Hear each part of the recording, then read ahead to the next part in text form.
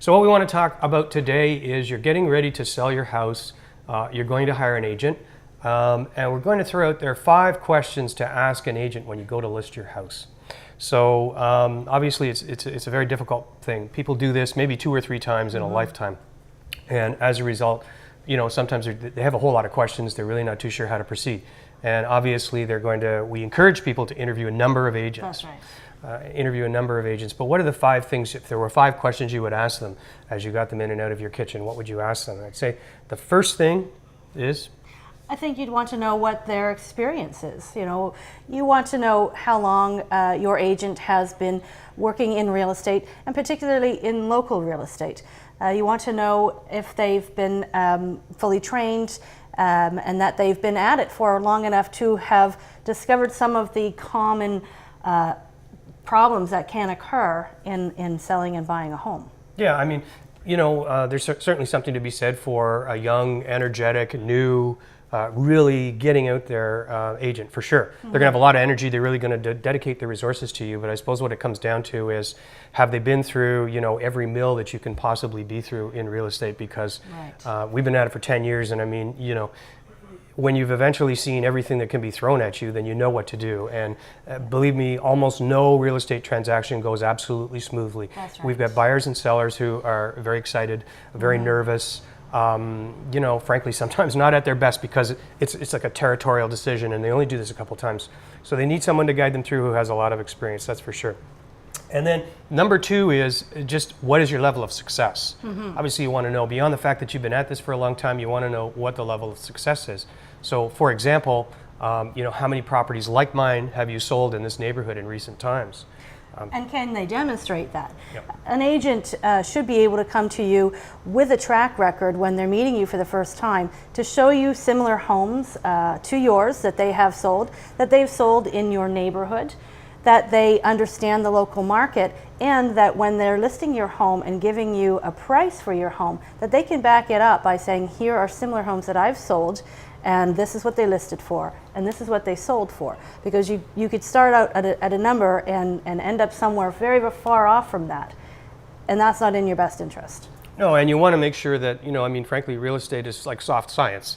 It's sort of like soft law, because what we do is we look at precedents, what homes have sold in the neighborhood that compare to yours. And frankly, it's not that difficult. We sit down and you work out a list price with the seller. That's right. But what you don't want is an agent who comes in there like a swami and holds an envelope like Johnny Carson to his or her head and says, I think this property is worth X amount of money, without anything to back that up. You don't want that at all. Yeah. And when it comes to success too, the other thing is that you don't measure a realtor's success by looking out your living room window and seeing what kind of vehicle is sitting in the... I mean, if it's a Lexus SUV, that doesn't necessarily mean that this is somebody who is successful, is going to go to work for you. That's right. Doesn't necessarily mean that, And maybe number 3, the most important thing of all, is you want to know what the marketing plan is.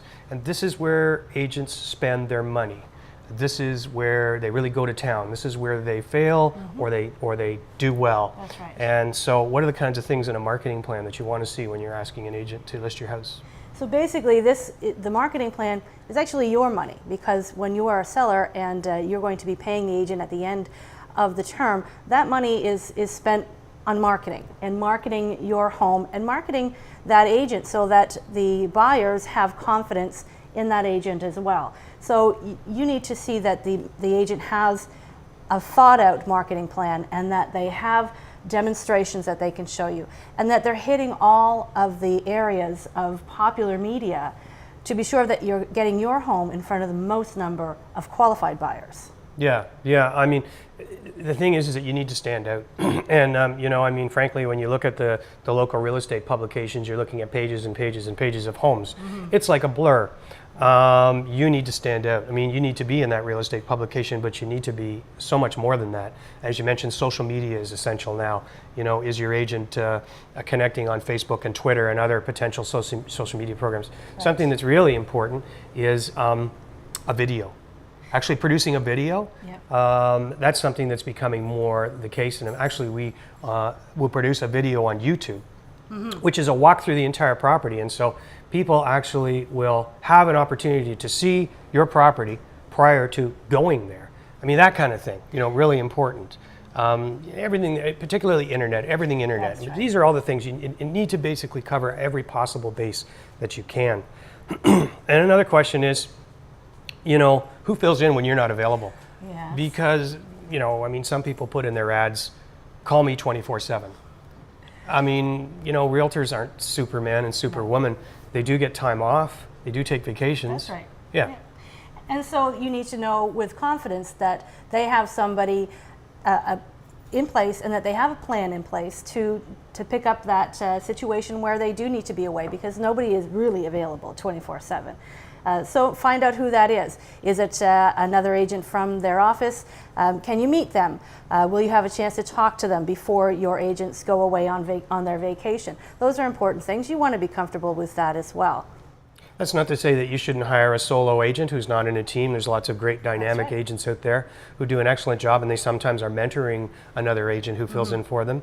But it is important to know who fills in for you when you're not around, because buyers are there all the time. But realistically, an agent can't work around the clock. That's right. He or she will drop dead. Yep. So that simply can't happen. And then you mentioned a team, and a team isn't just who the other agents that they're using. A team is the professionals that that realtor has to work with, because when you're selling your home, you're going to need more than just your agent. You may come across the need for other professionals.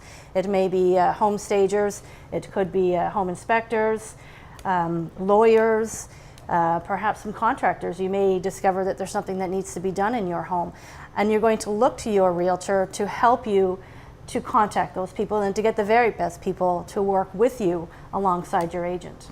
Yeah, exactly. Even if you're dealing with a team, as you say, you want to know that your agent, whether solo or a team, has a whole host of people that works. Because as you point out, and you find this out on this show, there's a lot more to real estate than just your real estate agent. There may be your central communicator, but you're going to need to know that your real estate agent can access all of these additional resources. And also, are they willing to go above and beyond? We found this very oftentimes when working with older clients, that they have issues, frankly, with the internet. Yes. They've just decided past 1979 they're not getting involved in technology anymore. Personal choice, that's fine. But, so they're just not too sure how to do a lot of things. And is your agent willing to go out there and go that extra step to do those kinds of things for you? For example, we oftentimes find people who are older and they're looking at potentially moving into their last house, and they need a lift for the stairs, and they don't know who to call, they don't know what to do. Oftentimes we'll find there's a situation like that where all we have to do is make a couple of calls, go online, and we've got the information for them, and they're very grateful for that. So, is your agent also willing to go that extra step to do that? Really, really quite important. So anyway, there's 5 ideas when you're looking at the potential of listing your house and hiring an agent. Those are 5 questions you should probably ask.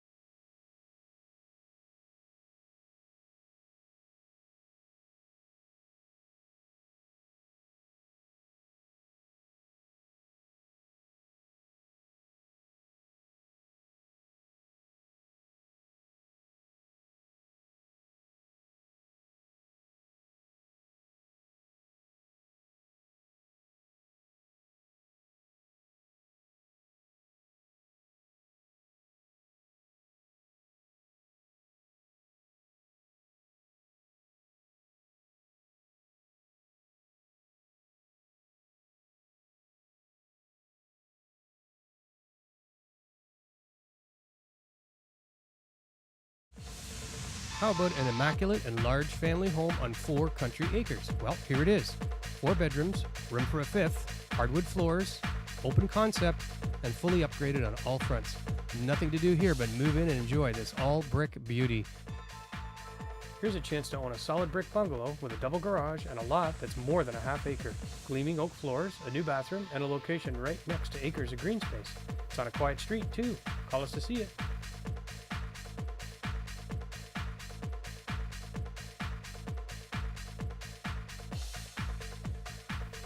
Looking for an affordable way to get on the water this summer? Here's a gorgeous one-owner log cottage on a nearby island.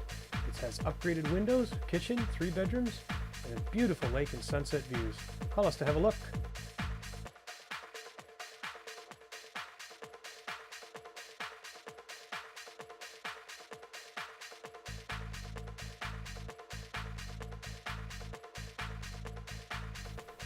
Not interested in roughing it on the water? Here's a solution. This is a gorgeous near-new Viceroy on a Rice Lake island. 3 bedrooms, 2 full bathrooms, and a towering great room. It's a real treat. Call us today to see it.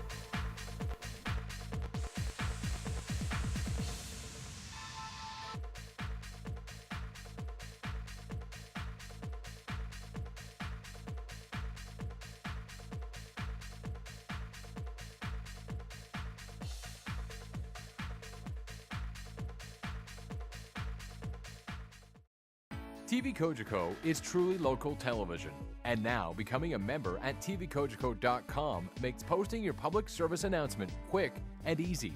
Simply log on to tvkojiko.com, go to the PSA events page, and click on the link to post an event. Fill out the online form, then click the submit button. Your message will be displayed shortly after being approved. TV Kojiko. Total access is just a click away. It's the most wonderful time of the year. It's spring. And if you've been waiting to list your property, wait no longer, because this is the time of year when the local real estate market really starts to rock. Hi, I'm Matt Murphy. And I'm Linda Amor, and we'd like to offer you the opportunity to get the most return on your sale. Call us today and we will produce a professional video of your property and we will advertise it on Checks TV. Who else is going to put your listing in front of tens of thousands of TV viewers? Plus, if you call us today, mention you saw us on television, you'll be eligible for our special spring promotion. So call us today on the number at the bottom of your screen and let us put our 20 years of real estate experience together to work for you. We'll produce a video, you'll be advertised on Checks, and you'll be eligible for our special spring promotion. It's spring. Yeah, it's spring, and you get the best for less. Call us today and we will shoot a video of your property, advertise it on Checks TV, and you will be eligible for our special spring promotion. Make the most out of spring.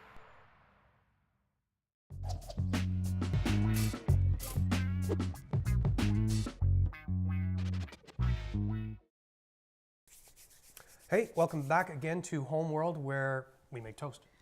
Sometimes. Yeah, we're in a kitchen, right? Let's make some toast. So this is the part of the show that we call He Said. She said. And what we do is we argue out a real estate topic. It's the kind of thing we often talk to our buyers and sellers about around the kitchen table. Yeah. And one of us takes one point, the other one takes the other point, and it's all about the toast. That's right. So the argument is based on the toast. And as long as it takes for the bread to toast, is as long as we have for our argument. Yes, and today we have some light rye bread without Right. caraway seeds. I like caraway seeds, but we're going to do it They anyway. get stuck in your teeth. So we're going to talk about pets. Should you own pets as a seller, or do you sacrifice and not own pets as a seller? Right. Okay, so that's what we're going to talk about. I'm going to say no pets. Okay, alrighty? So, and one of us is lying, but we'll talk about that at the end. Okay, here we go. 3, 2, 1. No, don't get pets. If you're going to be regularly buying and selling real estate, do not get pets. Because you know what? You live with them all the time, but there's a whole sector of the public who will come into your house, and I've seen this so many times. They'll walk through the front door and they'll just say, nope, and they'll turn around and leave because they can smell a dog. Maybe I couldn't smell it, but they can smell it. You live with them all the time. You don't know this, right? And it's funny because when we go to stage a house, we tell people the smell is very important. You know, there's a whole lot of ways to stage a house to get it ready for showing. And we tell people, put a nice pot roast in the slow cooker, or put the bread maker on. Well, if there's an overflowing cat litter 20 feet away from it, You know, I mean, there's just nothing worse. I mean, we've seen people put them right in their kitchens, you know, cat litters. Cat litters are horrible. Why would you have a cat living in your house? Look what they do in a box. I mean, I don't want that. And I mean, it's not just a lifestyle choice because allergies are huge. And I mean, if you've got carpets and you've got furniture, you know, I mean, the smell of those animals, again, you live with them all the time, you don't know it, just wafts into it. And when people walk into a house, they see dollar signs. They say, oh my God, I've got to paint the whole house to get this. It's like smoking, you know, to a whole lot of people. I mean, it's a significant problem. If you've got allergies and there's pets in the house, then it's a super duper problem. So, you know, I mean, yeah, we all love our pets, I suppose, but I'm saying this is one place where you can't compromise. You shouldn't have pets. You shouldn't smoke in your house. It's the same thing. There we go. Oh, perfect. Very good. All right. Okay. So hang on, I'm going to Toast it. reload. We're going to go to back to the poppy seed bread. And you're going to tell us all about why it's okay to have pets. Okay, I am. You sure you want to argue this? I'm going to argue this one well. All right, okay. You ready? Yes. And go. Okay, pets are very much a part of lifestyle these days. Did you know that in 2013, pets outnumbered children in 1 out of 4 houses? So pets have become as important as children to many people. Many people choose not to have kids, but they choose to have pets. So that's your buyers. Your buyers are looking at that too. And they're looking at your home. They're looking at it as is it a pet-friendly house, not just a child-friendly home.